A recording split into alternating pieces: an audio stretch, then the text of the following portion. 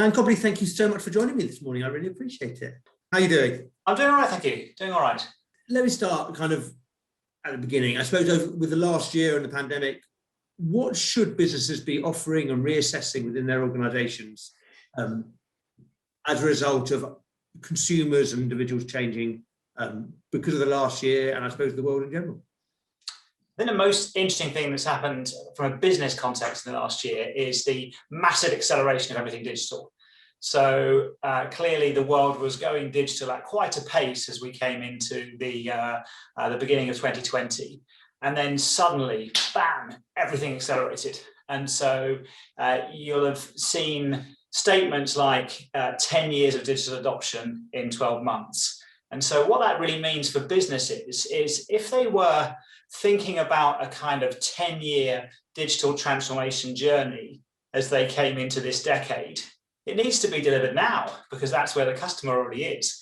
And so that creates an enormous opportunity for the businesses that are relatively nimble and can quickly catch up in their delivery to where their customers want them to be now. And it's a real threat for those who are slow. So I feel that feels like a real high priority mandate for all organizations. Do you feel this is an opportunity for the startups and their ability to be nimble to actually accelerate their influence on society? Or do you think the larger scale businesses are changing and adapting well? I think both, actually. I mean, definitely it's a big opportunity for the more nimble organizations to get a leg up over everybody else. But that nimbleness doesn't necessarily only live in small companies. It certainly can be easier to be nimble if you're a smaller startup organization, but it's also very much an opportunity for bigger companies to figure out their partnering strategies and figure out how they can suck in that innovation power from the startup ecosystem to help them deliver better stuff to their customers. Because the old paradigm still exists that to create disruption, you need two things. You need innovation and you need distribution. And the startup guys have the innovation and the incumbents have the distribution. If you bring those two things together, you can make some real magic, but only if the big companies know how to work effectively with startups. And what have you seen kind of in terms of, obviously that's the space you're operating in and still operating. How do you see big businesses have changed in their approach to this over the last year? There have been different phases, actually. So probably the first 6 months of the pandemic, it was kind of lockdown paralysis. The organizations were just figuring out how to get their staff working effectively from home, how to reconfigure their product lines to meet the new requirements of a different societal state. But then probably second half of last year and going forward, they realized, okay, we can now see what the future is going to look like to some extent, and we need to use the new muscle that we've developed over the last 6 months to good effect. And I think probably the most surprising thing for every boardroom is, wow, we surprised ourselves at how quickly we could move when we really, really had to. So how do we bottle that magic and use it for good going forward? And so they're putting in, a lot of the better organizations are putting in programs to say, all right, we've found a way to sort of grease the skids on innovation and change and so on. Let's use that in the way we seek to partner with outside organizations, with startups, with fintechs, whatever, and therefore move forward much more quickly. And I think that's really exciting. I agree with you. I think it's really exciting. I think my fear and my question to you is there a risk that actually, as we move out of pandemic and onto the next phase of the world that we live in, that actually big companies regress back to what they know and their security blanket? And how do they avert themselves from doing that? In terms of how do you make that happen?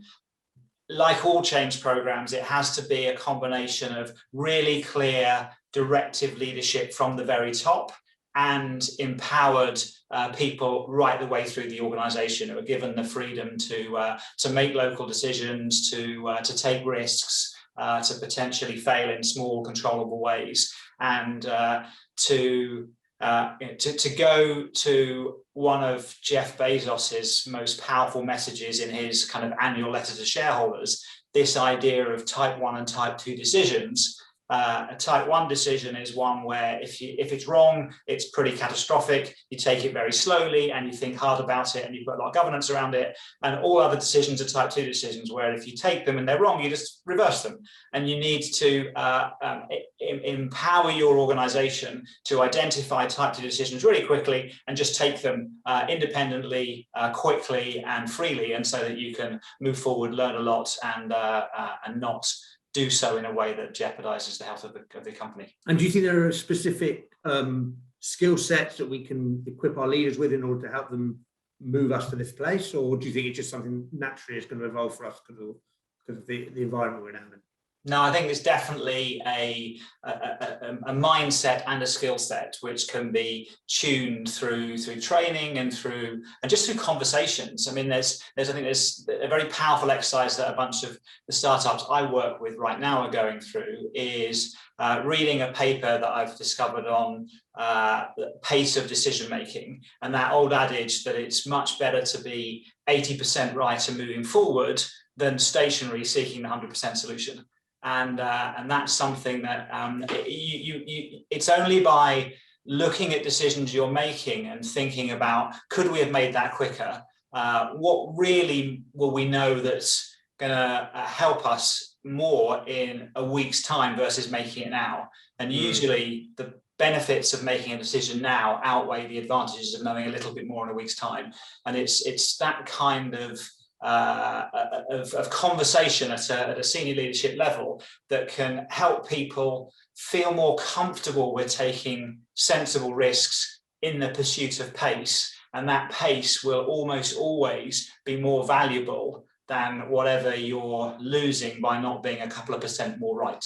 So let me flip it now. Kind of spoken about the big businesses, looking at startups. How have the startup industry, culture, environment, how has that adapted over the last year, and what changes have you seen? So obviously you're deep involved with many companies who are in the startup phase.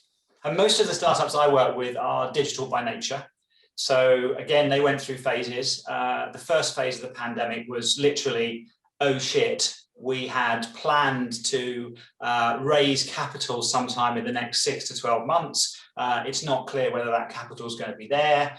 We had planned to sell into big corporates. It's not clear whether those corporates are going to be in a position to make any decisions.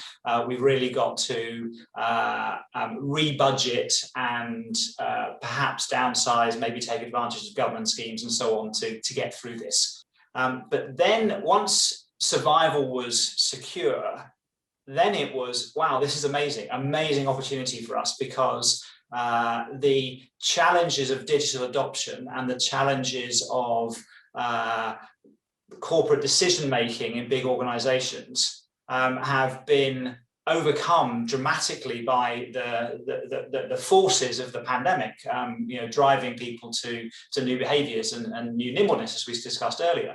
And so a lot of the digital companies are now looking forward to much greater growth rates than they could have expected 12, 18, 24 months ago. You've seen charts, I'm sure, showing that the level of e-commerce sales, for example, was steadily growing about 1% a year over the last decade. And now it's gone up 8% in the last 12 months. Yeah. I genuinely believe that kind of change in behavior is very sticky. There's a lovely framework around technology adoption, around this kind of S-curve that says that you have your early adopters who kind of start the wave of adopting a new technology, and then you go into the early majority, and then when the majority start using it, it's kind of everyone's using it.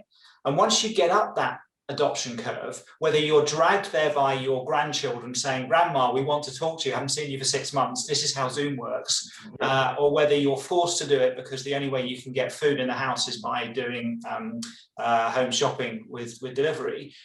Once you appreciate the benefits and the advantages, the cost savings, the convenience of those things, and you've overcome the learning curve barrier of getting there, there is no going back. And so that is the huge opportunity for all these digital businesses to take advantage of the new society we now live in.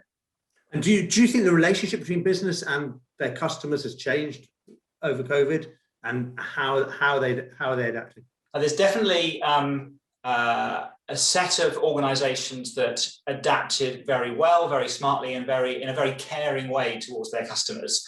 And the amount of trust and goodwill that has brought will endure for a long time. So there's those who are winners and losers in that split, if you like. Yeah. And then there's the separate thing where a lot of organizations have built more direct relationships with their customers because they are communicating with them digitally, but in a less intermediated way than when they were going through retail channel or other intermediates in the past. In most of the big FMCG companies, the breweries and so on, have developed ways of talking to and selling directly to their customers in a way they never had in the past because they were always going through the high street. And so I think a lot of those organizations will find ways to maintain that direct relationship even as the more traditional channels open up again. And I think that's good for everybody.